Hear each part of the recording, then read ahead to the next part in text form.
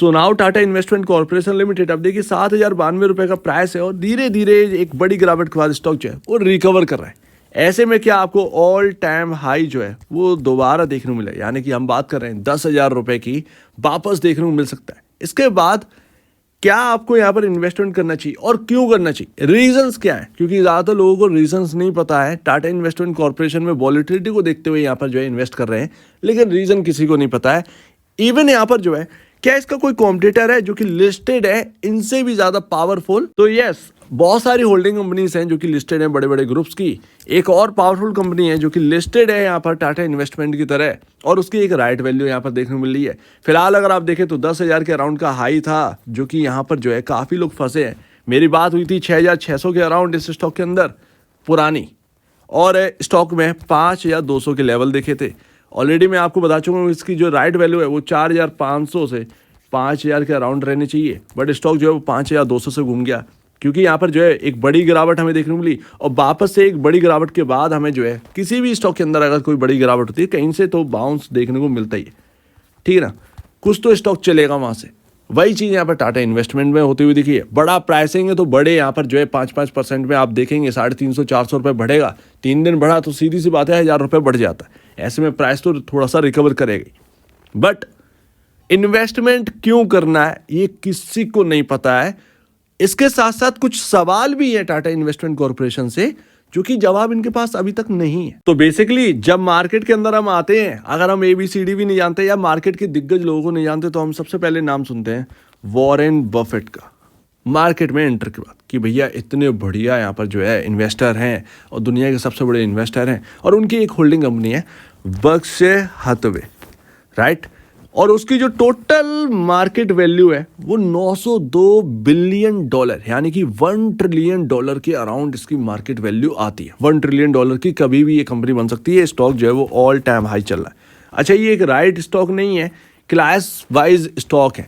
मतलब अगर आप रियल प्राइस देखेंगे बर्कशायर हैथवे का तो अराउंड $6 लाख का यहाँ पर जो है वो कुछ बैठता है। एक शेयर का भाव जो है वो $6 लाख के अराउंड बैठता है। और ऐसे में अगर आप देखेंगे तो एक होल्डिंग कंपनी जो कि दुनिया की सबसे बड़ी होल्डिंग कंपनी बनती है इतनी मार्केट वैल्यू रखने वाली। अब ये जो कर रहे हैं या हम जो है वो इनको देखकर कि अरे भाई साहब हमारे यहाँ भी होल्डिंग कंपनी है और शायद वो इंडिया में कुछ ऐसा करें कि ये भी यहाँ पर जो है एक बड़ा यहाँ पर जो है बूम मिले, यहाँ पर इनका इन्वेस्टमेंट जो है दिन दुगनी रात चौगनी हो और ये भी बर्कशायर हैथवे की तरह हमारे तरह यहाँ पर चलते हुए नजर आए, राइट। तो हमारा प्रॉफिट जो है वो अच्छा खासा, बट हमें जो है वो रियलिटी में कुछ और देखने को मिलता है। टाटा इन्वेस्टमेंट एक सीमित दायरे में इन्वेस्टमेंट कर रहा है। इवन अगर और बढ़कर देखें तो बाकी जो होल्डिंग कंपनी है वो भी अपने ग्रुप तक ही सीमित दायरे में बनी हुई है। बर्कशायर हैथवे की तरह कोई भी काम नहीं कर रहा है जो कि अपने सीमित दायरे से बढ़कर काम करे। लाइक इनके अगर आप इन्वेस्टमेंट देखेंगे तो इतने पावरफुल हैं कि ये CEOs तो चुटकी में बदल देते हैं किसी भी कंपनी का। इतनी पावरफुल कंपनी बताई जाती है। वहीं पिछली बार हमने बात करी तो 250 आपने बताया कि 250 कंपनियों में लिस्टेड है। खैर वो आपका आंकड़ा एक अलग है, बट मैं देख रहा हूँ 31 मार्च 2023 के हिसाब से मुझे 250 शेयर्स की वो लिस्ट मिली नहीं, या कंपनी के बारे में वो मिला नहीं। मुझे दिख रहा है 31 मार्च 2023 के हिसाब से 85 कंपनी यानी कि 85 कंपनियों में इनका इन्वेस्टमेंट है, और उनमें से अपनी सबसे बड़ी कंपनी है और उनकी ही होल्डिंग सबसे बड़ी है। सीधी सी बात है, अगर आप देखेंगे तो सबसे बड़ा इन्वेस्टमेंट जो है, इन्वेस्टमेंट क्या, इन्वेस्टमेंट नहीं, होल्डिंग जो है वो टाइटन में, और उसकी वैल्यू बहुत ज़्यादा है। उसके बाद ट्रेंड में आते हैं तो ट्रेंड से उनकी वैल्यू ज़्यादा है। कुल मिलाकर जोड़ जाड़ कर एक वैल्यू बनती है। बट फिर भी अगर आप देखें तो 85 कंपनियों में यहाँ पर जो है इन्वेस्टेड है, और उसके बाद यहाँ पर जो है आपका 62 क्विटेड है और 23 कंपनीज जो है वो अनक्विटेड है। लेकिन मैं आपको बताऊं कि अगर यहाँ पर जो है इंफॉर्मेशन सर्च करने चलेंगे आप तो आपको यहाँ पर जो है नाम नहीं मिलेंगे, जबकि ये एक पब्लिक कंपनी है फिर भी ये अपनी लिस्ट को बाहर नहीं निकाले।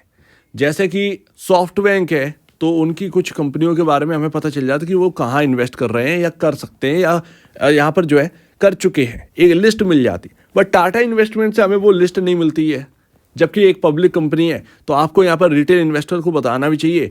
एक जो रिटेल इन्वेस्टर उनको पता ही नहीं चल रहा है कि किस कंपनी में इन्होंने इन्वेस्ट कर रखा है, कितना इन्वेस्टमेंट कर रखा है, क्या वो डूब गई है या अभी भी बनी हुई है। ये अभी तक हमारे सामने लिस्ट जारी नहीं है। आप कितना भी सर्च कर लीजिए आपको लिस्ट नहीं मिलती। इनके साइट पर जाकर तक लिस्ट नहीं मिलती है वो।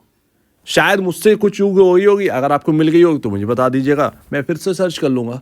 मैं इनकी साइट पर गया, मुझे नहीं मिला। तो एक सबसे बड़ा यहाँ पर जो कमी है वो टाटा इन्वेस्टमेंट कॉर्पोरेशन के लिए, रिटेल इन्वेस्टर के लिए सबसे बेसिक जो एक पॉइंट होना चाहिए वो यहाँ पर जो है मिसिंग है। इसके साथ साथ 10 स्टार्टअप में बताया, 10 टॉप स्टार्टअप बता रहे हैं जिसके अंदर रतन टाटा जी इन्वेस्टेड है। अब यहाँ पर जब मैं लेंसकार्ट का, मैंने सिर्फ और सिर्फ लेंसकार्ट का नाम देखा, लेंसकार्ट के अंदर शेयर होल्डिंग पैटर्न देखेंगे या फिर यहाँ पर ये खबर देखेंगे टाटा का कौन सा कंपनी जो है वो लिस्टेड है। टाटा सन्स का नाम आता है, टाटा सन्स के नाम आता है, बट यहाँ पर अगर आप देखेंगे तो टाटा इन्वेस्टमेंट कॉर्पोरेशन का नाम नहीं है, जबकि एक होल्डिंग कंपनी है। अगर आप उस तरीके से बना रहे हैं तो फिर टाटा इन्वेस्टमेंट कॉर्पोरेशन से इन्वेस्ट करवाइए। टाटा सन्स भी आ रही है, टाटा इन्वेस्टमेंट कॉर्पोरेशन भी आ रही है, तो फिर चल क्या रहा है, ये भी एक है। अब 10 कंपनियों में यहाँ पर जो है इन्वेस्टमेंट है, तो फिर अब वो इन्वेस्टमेंट कहाँ पर है तो वो नहीं पता। लेकिन टाटा इन्वेस्टमेंट कॉर्पोरेशन का काम जो है वो एक सीमित दायरे वाला लग रहा है, सिर्फ और सिर्फ टाटा ग्रुप जितना। बाकी इन्फॉर्मेशन जो है वो हिडन है, हमारे सामने नहीं है। और जो टाटा कंपनीज के अंदर जो 7 शेयर जो पब्लिकली होल्ड करते हैं, ये उसकी जो एक टोटल इन्वेस्टमेंट है या कह सकते हैं टोटल नेटवर्थ जो है, टोटल जो होल्डिंग की वैल्यू है वो 15,811 करोड़ रुपए की बनती है। 15,811 करोड़ की मार्केट कैप इससे 3.5 गुना है। ठीक है, अराउंड 40 से 50,000 करोड़ के अराउंड है, या से शायद मैं गलत हूँ तो 30 से 40,000 करोड़ के अराउंड है, राइट। लेकिन फिर भी अपनी जो एक वैल्यू है उससे काफ़ी ऊपर चल रहा है, क्योंकि हमें बाकी जो इन्फॉर्मेशन है वो हमें पता ही नहीं है। तो उससे हम क्या वैल्यू निकालेंगे कि इतनी वैल्यू होनी चाहिए। अब वो आप तक ही सीमित रखें, वो एक गलत बात है। तो ऐसे में रिटेल इन्वेस्टर जो है वो फंसता हुआ यहाँ पर दिखता है। और जैसा कि हम बात करें उनकी टोटल वैल्यू जो है वो 16,000 करोड़ मान लेते हैं, राउंड फिगर में 16,000 करोड़ है। डबल यहाँ पर जो है वो आपको वैल्यू देखने को मिलती है होल्डिंग के कंपैरिजन 35,500 करोड़ के अराउंड देखने को मिलती है। यानी कि होल्डिंग कंपनी जो कि कभी डिस्काउंट पर चलती थी आज प्रीमियम में चल रही हैं।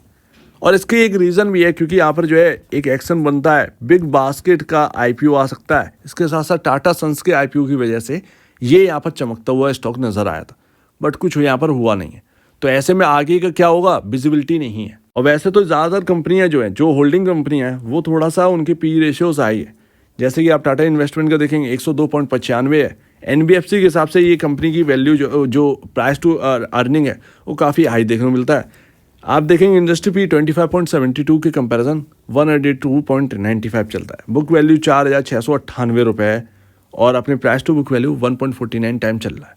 सिंपल सी बात है। एक और चीज़ यहाँ पर देखने को मिलती है, जैसे कि प्रमोटर होल्डिंग जो है वो 73.38% है।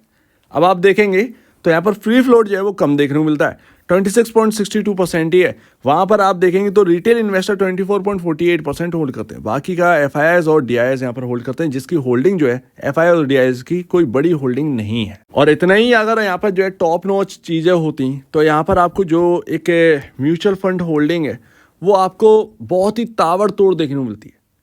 तो ऐसे में बहुत सारे लोग मुझे नेगेटिव यहाँ पर जो है समझ रहे हो यार, रिप्लाई देने की तैयारी होंगे, लेकिन मैं फिर भी बता दूं कि टाटा ग्रुप के अंदर गिनी चुनी कंपनी है जो कि एक अच्छी खासी यहाँ पर जो है एक काम दिखा रही। बट अगर आप देखें टाटा इन्वेस्टमेंट कॉर्पोरेशन, क्या ऐसी भी कंपनियां हैं जो कि यहाँ पर जो है डब्बा है।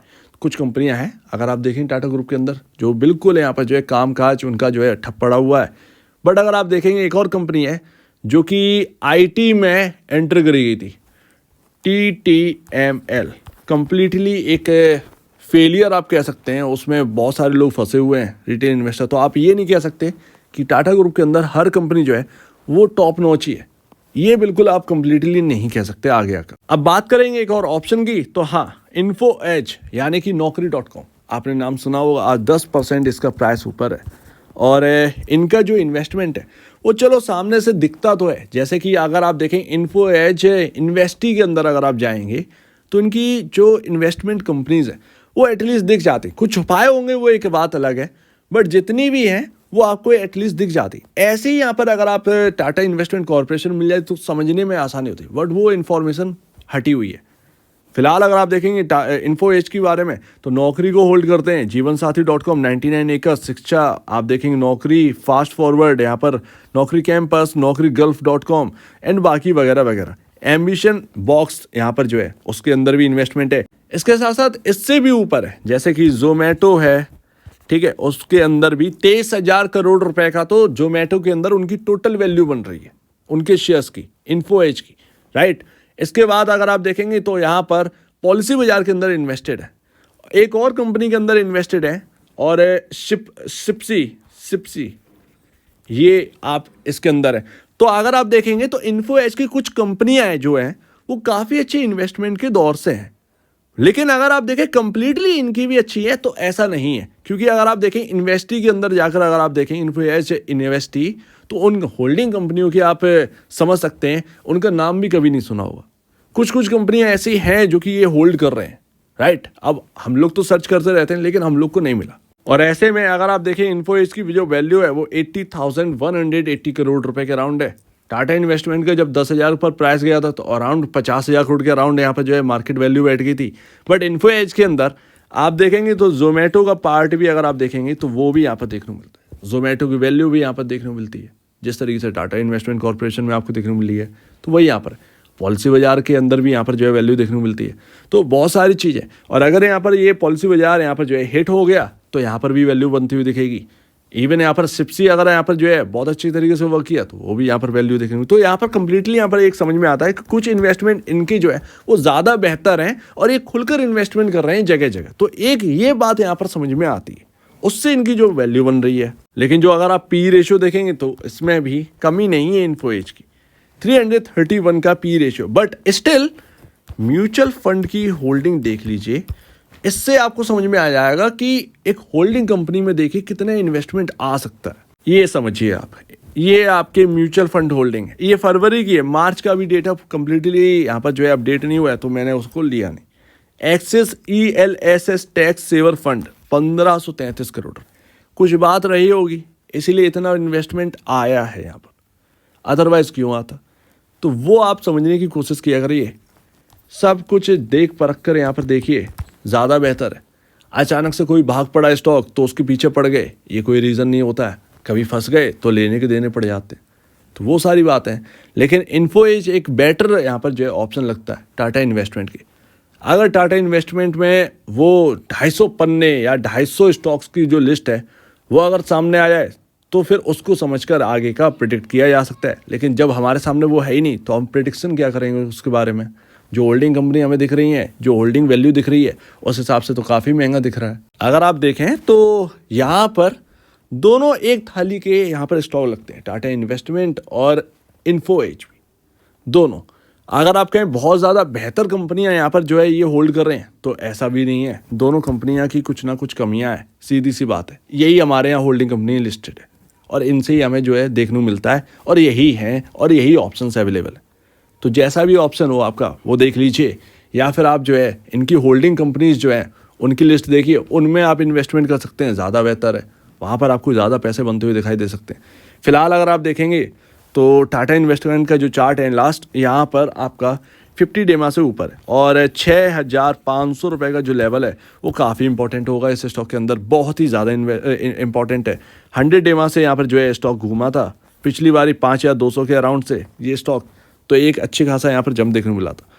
हो सकता है अगर यहाँ पर और गिरावट आती तो ये 50 डेमा से ही सपोर्ट लेना होगा तो, अदरवाइज़ यहाँ पर जो है ये टूटेगा। और यहाँ पर आपका 10,000 यानी कि ऑल टाइम हाई आएगा या नहीं आएगा इसकी कुछ नहीं पता।